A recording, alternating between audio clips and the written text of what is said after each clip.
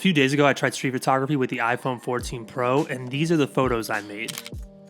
Now I'm thinking I might have been wrong about this camera. So I realize y'all don't actually know me, we just have a connection over the internet, but one thing that I take pride in my personal life is my ability or willingness, I guess, to admit my mistakes and take ownership of them. And I may have been wrong about the iPhone 14 Pro in my initial video that I published last week. So I took this camera out. I wanted to test it a little bit more because a lot of y'all got mad at me in the comments. A lot of people were saying I was a little bit too harsh on the camera. I needed to give it another try. I was off. Most of you were respectful and cool, and I always appreciate the constructive criticism. So I decided to take this camera out and test it in what is possibly the most difficult scenario to test any camera: low light street photography. I went to some Atlanta train stations, tried this camera out, and I have to say, the results surprised me quite a bit. So the problem with my initial video was it was a one-sided review of this camera. Essentially, I just put this phone into the same position I would put my Leica SL2 when it comes to portraits and shooting lookbooks and working with clients. And I was using portrait mode only. I didn't test this camera for something like street photography, day-to-day photography, social media photography, anything outside of this portrait setting. And even though it underperformed in that setting and I wasn't happy with the results, it doesn't give a clear picture of what this camera is capable of, and that is on me. That was my mistake in that video. Going into this test, I didn't have very high expectations. You see, I did street photography with the iPhone 13 Pro, and the results were good. They were the best we'd ever gotten with a phone, but they had a lot of the issues that iPhones have always had in the past. Those photos were a little bit crunchy in the highlights, and they had this over-sharpened digital look, which was the same criticisms that I had in the last video I made about the iPhone 14 Pro. But like I said, I only tested it in that portrait setting, so this was going to be a test to see, is this something that could maybe replace a camera in more of a casual situation or more of a creative situation. In street photography, you're never really using depth of field. You're never going to use portrait mode on your iPhone in a street photography setting for the most part. Obviously, there's situations that come about, but typically you're going to be shooting at a higher aperture, something like f8, because you're focused on just capturing the entire scene and how an individual interacts with that scene. Now, some of the things that I really liked doing this test was, one, the raw files. This is the first time that I've ever had raw files from an iPhone that edited like a raw file from any other camera. They were very malleable. I was able to edit the colors, I was able to edit the contrast, and really adjust all the settings the exact same way that I would with any other camera. And I've never had that with an iPhone before. Like I mentioned, with the iPhone 13 Pro, those raw files were good, but they still had some of those issues that most iPhones have. And something else that I noticed using the ultra-wide camera on the iPhone 14 Pro is when you have that ultra-wide mode on, the images are kind of naturally softened a little bit. You don't have this over-digitized look as much. Now, obviously, you lose a little bit of clarity when you're using the ultra-wide mode because this is a phone after all. Typical ultra-wide lenses cost like $2,000 on real cameras, and we're just using this little thing right here.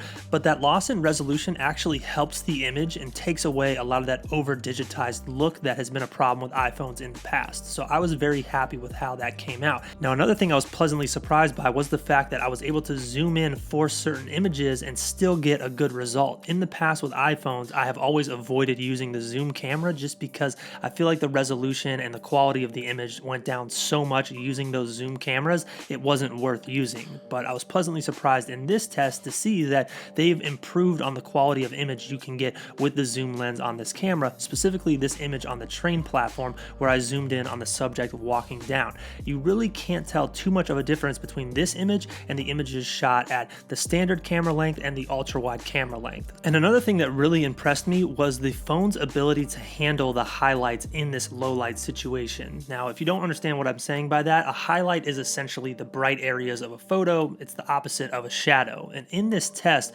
one of the things I wanted to see was, could the phone handle these really bright lights inside the train station contrasted against the shadow of the scene? Because in the past, like I've said, iPhones have struggled with highlights. They blow out highlights and they look terrible. But with this test, the highlights look solid. There's obviously some situations where the highlights are a little bit crunchy, but it's definitely the best it's ever been with an iPhone, and it handled this test very well. I think when you're looking at these images on a phone or on a small screen, it's not even noticeable any of these small issues with the highlights, where in the past it was more noticeable. Now, with that being said, I do do want to make it clear that some of the issues that we've had with iPhones in the past for photography are definitely still present. There are some moments in these images where when you zoom in on them, you do have that over digitized look, but it's more subtle now, and it's only noticeable when you really zoom in or have the photo on a big screen. And you also do have this highlight issue at times. There was one photo where I was low on the train platform and there's all these little dots from the train platform creating this texture and this lead lines.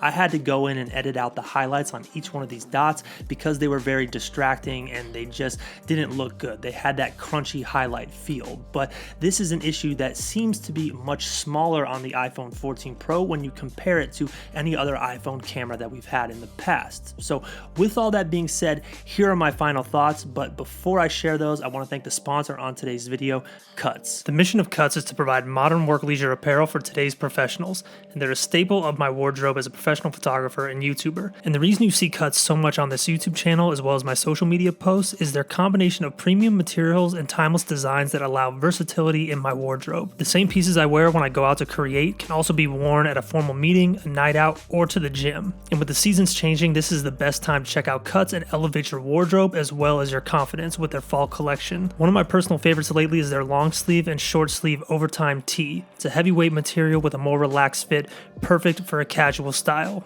But check it out for yourself. Go to the link in the description on today's video to see everything that Cuts has to offer in their men's line as well as their new women's line, and automatically save 15% when you use that link.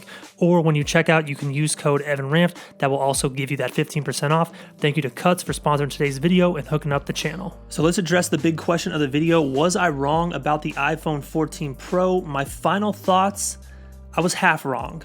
So I believe that we are at the start of something new. I believe that these iPhones are a camera that people are going to grab more and more for more photography situations. This phone isn't even connected to a wireless carrier. Right now, I'm literally using it as simply a camera, and it's a camera that I'm finding more and more uses for my social media work, for my creative photography work that is going to be shared on social media, for promotional work, little videos that I'm doing like Instagram stories. This is becoming the go-to camera for those things because of the convenience and the quality you're getting in this convenient package. Now, the reason why I'm saying I was only half wrong in my initial video is this is still a tool that is lacking in certain areas, and we saw that in that initial test. This is not a phone that is going to replace your camera in all situations, and like I said in that last video, I don't think we're going to see lookbooks and professional campaigns shot on iPhones anytime soon. But I do believe that we're at the start of these being used more and more for more types of creative work. And the main reason for that is because most of the images that we're viewing today are viewed on a phone. And with the iPhone 14 Pro, these issues with photos are the least noticeable that they've ever been when you're using the camera for the situations that it's most designed for, which is this day-to-day, more casual, creative style photography. This is designed for the situations where you have your phone in your pocket and you want to make a picture. And that's the reason why I think the street photography test was such a success. Street photography mimics a lot of the situations that this camera is actually designed for. So if you're a creator who makes photography that mimics images like this and you're using the phone for what it's actually designed for as opposed to putting it in the worst situation that it can be put in, I think you're going to be very happy with the results.